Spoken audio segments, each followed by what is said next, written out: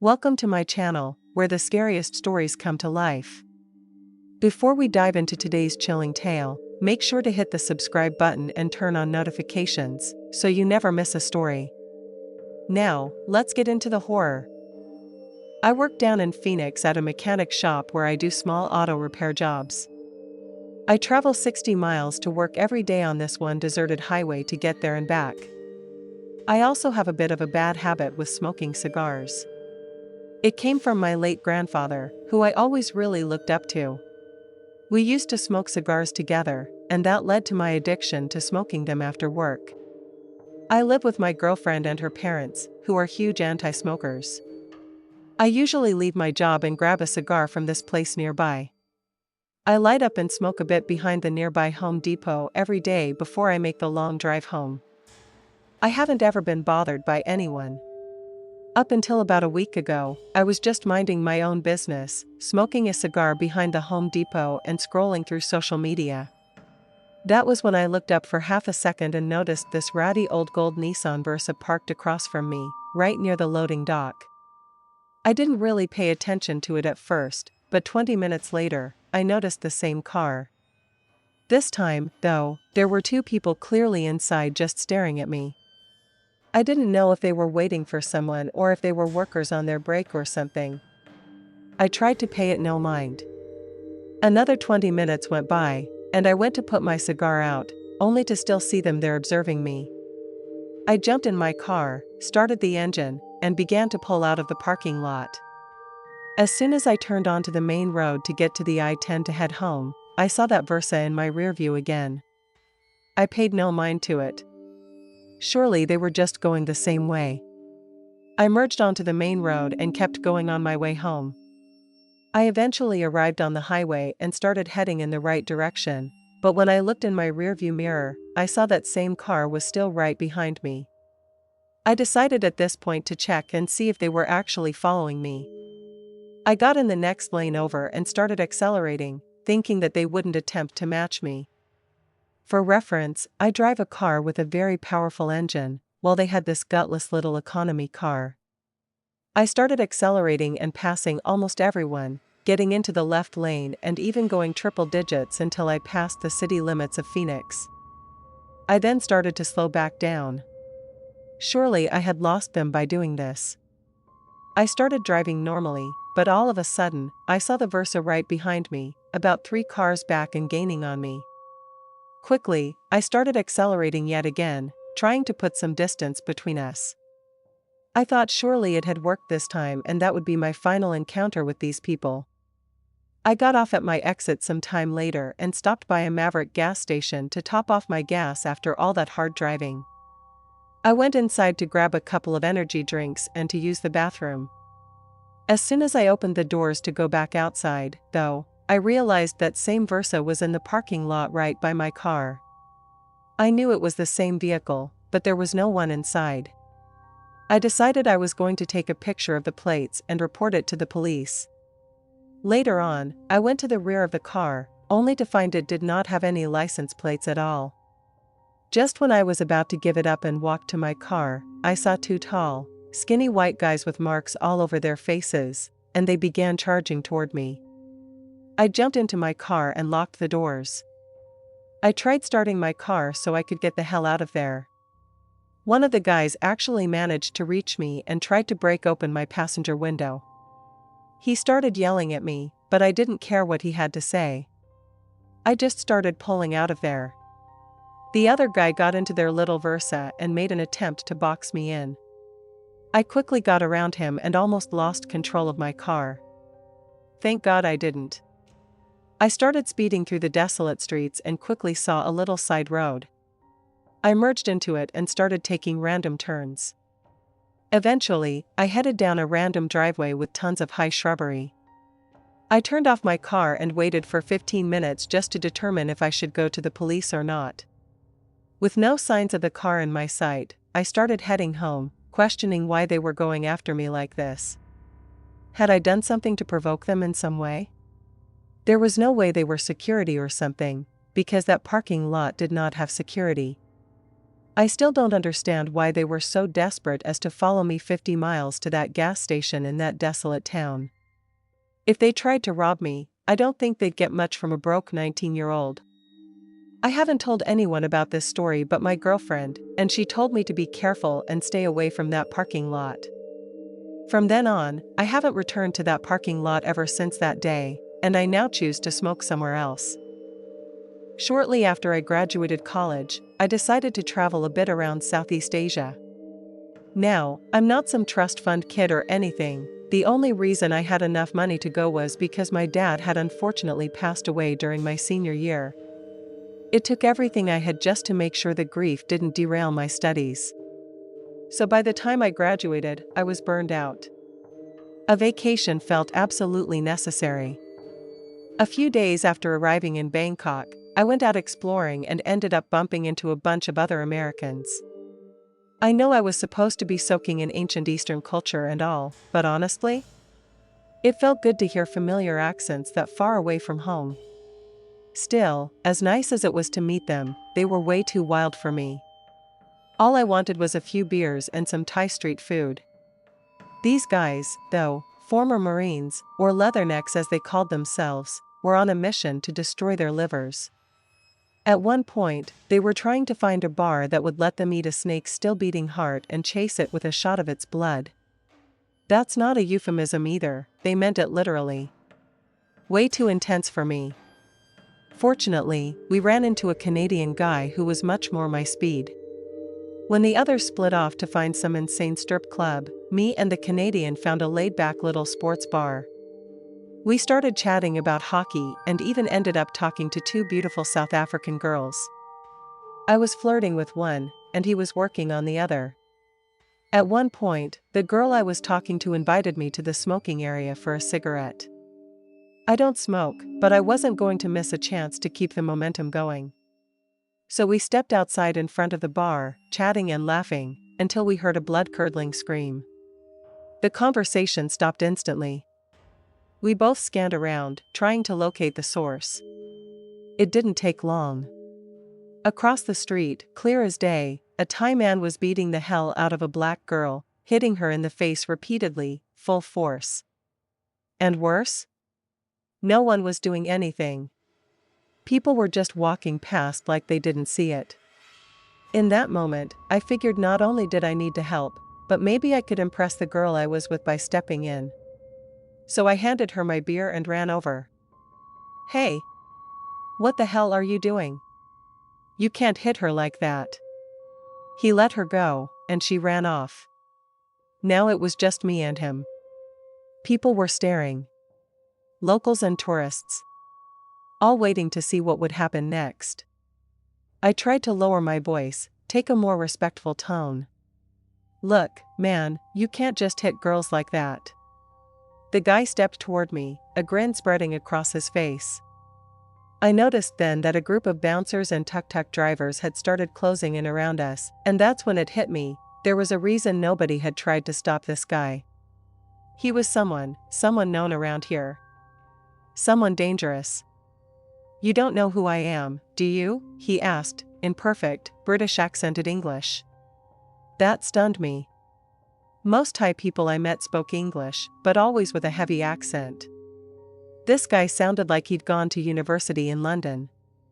I hesitated. "No," I said, half lie, half feeling it out. Before I could say anything else, he stepped forward, put his hand around the back of my neck, and pulled his fist back to punch me. I'm no MMA fighter, but I did take some jiu-jitsu in high school. I instinctively dropped my head and brought both hands up to my forehead, blocking the punch. Then I shoved him back and turned to run. I didn't get far. Bang. Someone from behind or the side sucker punched me. My knees buckled. The next thing I remember, a group of guys was helping me into a nearby bar. I was dazed, barely upright. I figured they were trying to help. Until I turned my head to thank them, and realized they were the same guys who just attacked me. They weren't holding me up to help. They were making sure I couldn't get away. They were trying to drag me into the back of the bar. And something told me, that was not going to end well. I started wriggling, trying to break free. They hit me again. I screamed for help. Looked around the bar. Looked into the faces of dozens of people, tourists, locals, all just watching. No one did anything. Just like with the girl. There's a unique kind of terror that comes when something awful is happening to you in public and no one will help. You feel condemned. Like doom is a living thing sitting on your chest. They almost had me through the hatch to the back of the bar when I heard a voice call out, "Hey! Get your hands off that man!" I looked up. It was the American Marines I had been drinking with earlier. Still on their wild night out, probably still looking for snake blood. And they heard me screaming. Now, I know you probably want to hear about some epic bar brawl with bottles flying and tables smashed, but it didn't come to that. Once the gang realized I was with the Marines, I think they assumed I was a Marine too. And if they heard a US serviceman? That would bring more heat than they were willing to handle. So just like that, they let me go. The gangster guy even pretended it was all a misunderstanding, gave me some fake apology, and told me to come back with my friends sometime. Yeah, no thanks. I know most places in Bangkok are run by friendly business owners just trying to show young tourists a good time. But not all of them. Some of them live and breathe violence and exploitation. So if I can give any advice to travelers, don't treat foreign countries like they're lawless theme parks. Don't assume nothing bad can happen just because you're on vacation. Because even though I think I did the right thing that night, it almost got me killed. Or worse. This is a story that only recently unlocked within my memory, probably within the last week or so. I think I forced myself to forget about it because it was just so damn creepy. Flashback to around 2010 or so. I was about 9 or 10 years old, and it was a lovely summer evening in the Midwest. My buddy, who I'll call Chase for the sake of this story, invited me and 2 of our other neighborhood friends over for a sleepover. We were at that age where close adult supervision was starting to slip, and Chase's house was a great spot for unsupervised shenanigans. Chase had been adopted by a relatively older couple. I remember his parents being in their late 50s, while most of ours were still in their late 30s or early 40s. His father was paralyzed from the waist down from serving in the Gulf War and required caretakers. His mom was some kind of business executive who wasn't in town too often. Chase's only sibling was much older and had already moved out for college. That meant that whenever we were hanging out there were almost never any eyes on us. We never really did anything bad, just typical stupid stuff you'd imagine kids doing at the time. Shooting off airsoft guns, putting insane seasonings into instant ramen, and staying up late playing forbidden M-rated games that none of us owned. That kind of thing. Chase's house was by far the biggest in the neighborhood, sitting right on top of a hill with a gate. It had a big, long driveway and a huge yard that surrounded the home. The backyard led into a wooded area that eventually connected to a state forest. This particular night, Chase had the idea that we should set up a tent in the woods and camp out.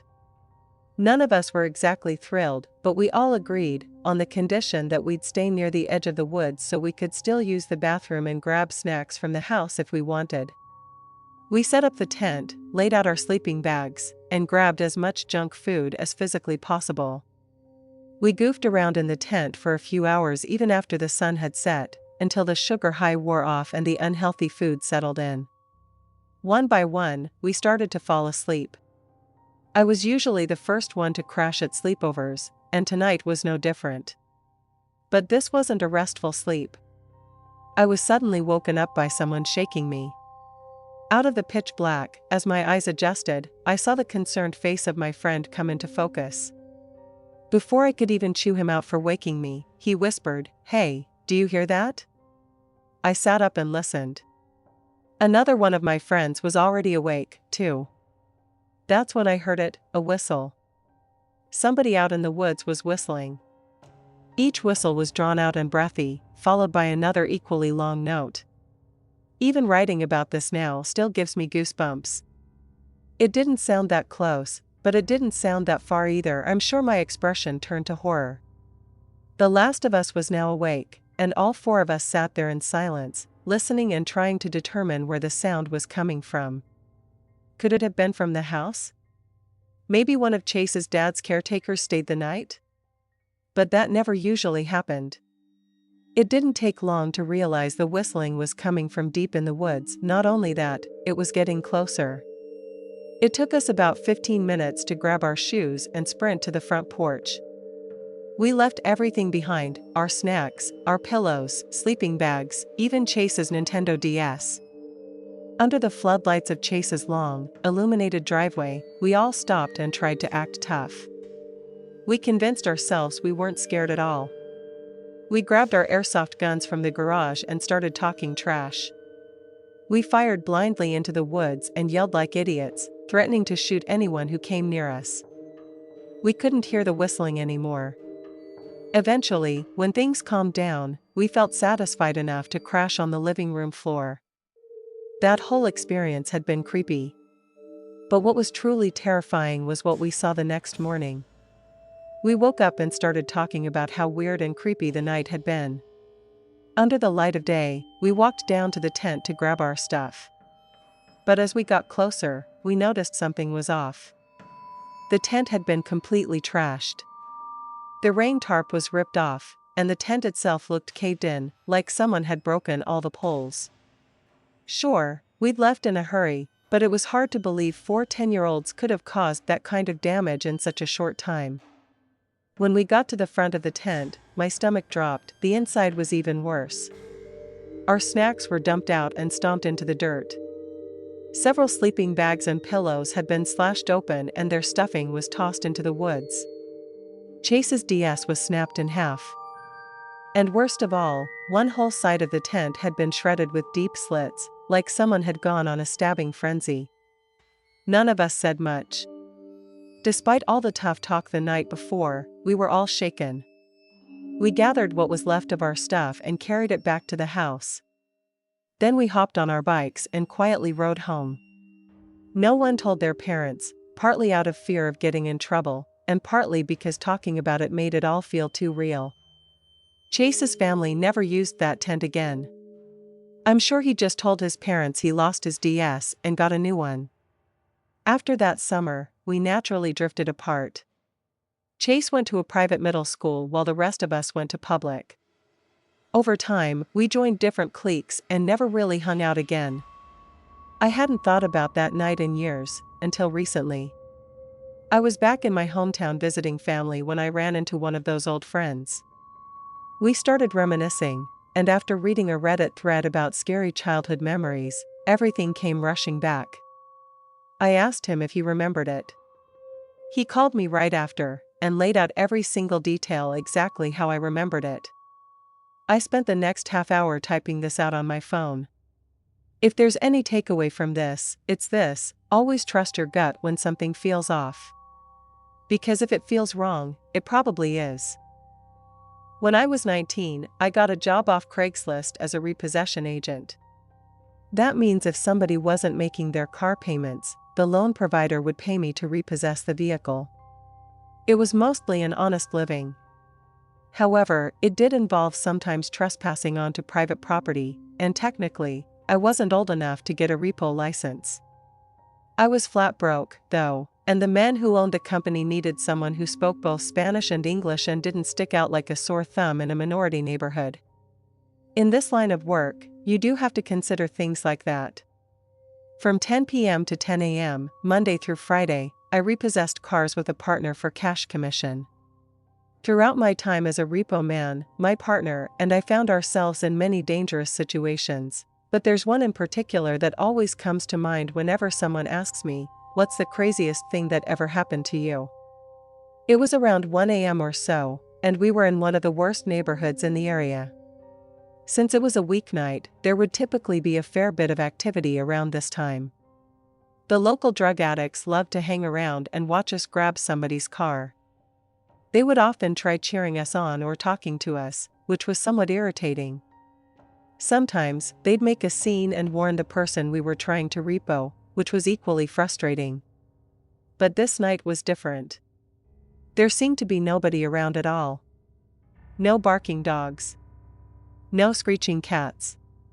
No sounds of traffic. Not even the wind blowing down the street. You couldn't hear crickets. Just absolute silence.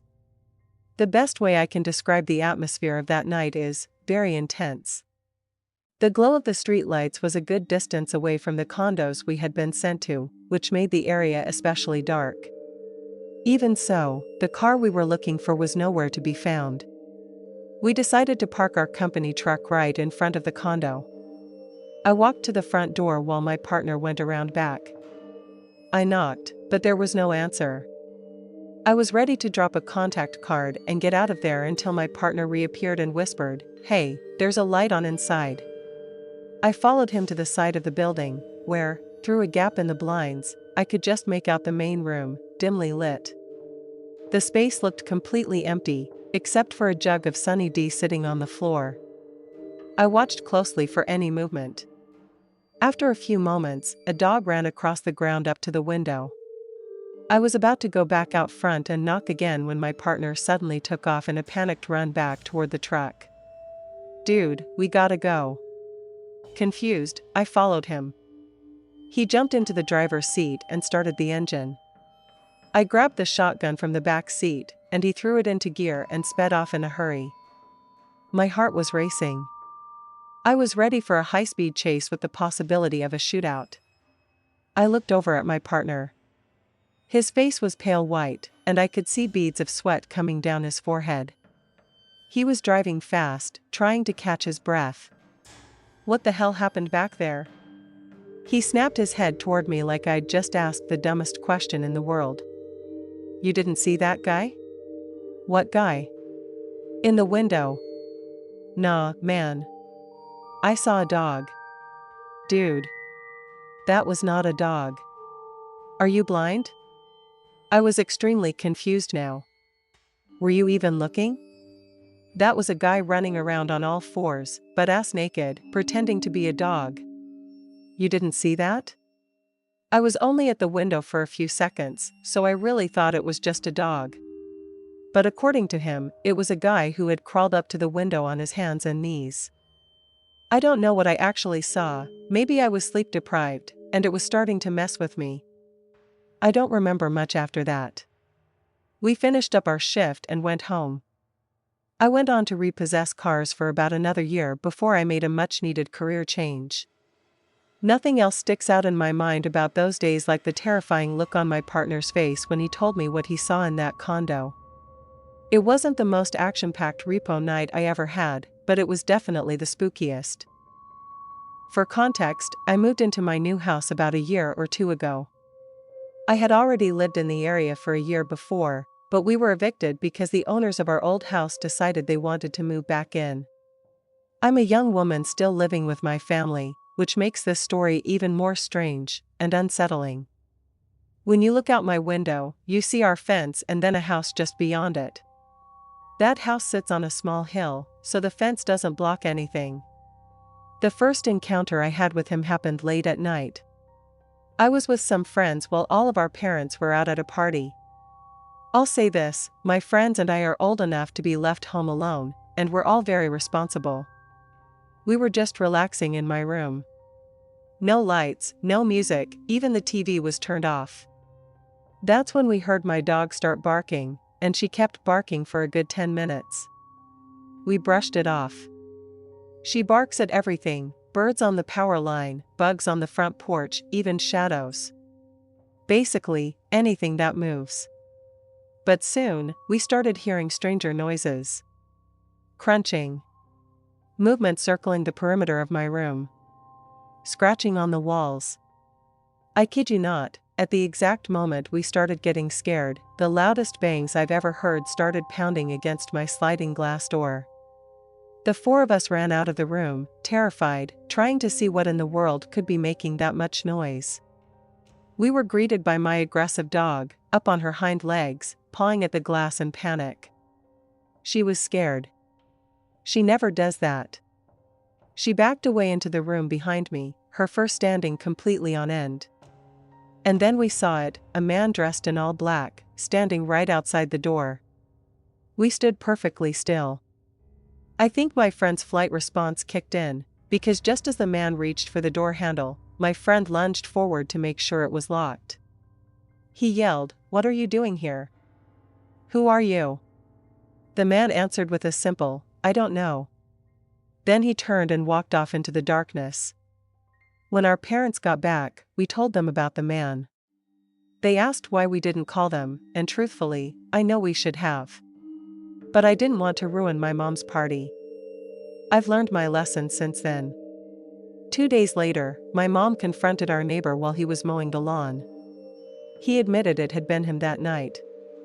He claimed his dog had run through our gate, and he was trying to get it back. He said he meant to come talk to us about it earlier but forgot. At first, it sounded like a plausible excuse, until I thought more about it. Even if he had his dog with him, that gate he supposedly came through was latched shut that night. It has a clasp specifically so our dog can't get out. No animal could open it. But a person could. That meant he had opened the gate himself and let himself in. My theory is this: he must have heard the music stop and didn't see any lights on inside the house. Maybe he thought we had all gone to sleep. I believe he was planning to come inside. All the sounds we heard, crunching, scratching, pacing, must have been him scouting the perimeter of my room for 10 minutes before finally trying to get in. We filed a police report. Nothing happened for a few months, until one night. I was in bed, almost asleep. I was still tossing and turning, trying to get comfortable, when I noticed something. A face outside my window, staring in at me. Whoever it was wore a black face covering. I froze. I didn't move. I just texted my mom. Then I heard movement. My mom rushed in and checked, but by the time she got there, nothing was visible. This wasn't my imagination. Our neighbor's porch light was always visible through the crack in my curtain, but this time, the face was blocking the light. I know what I saw. And ever since then, I've noticed them, watching. Whenever I catch them staring, they get up from the balcony and leave. But somehow, they always return. Always in the same spot. Sometimes just 5 minutes later. Thanks for sticking around till the end. If you enjoyed the story, don't forget to give the video a like and leave a comment with your thoughts. And if you haven't already, hit that subscribe button and turn on notifications so you never miss a terrifying tale. See you in the next one.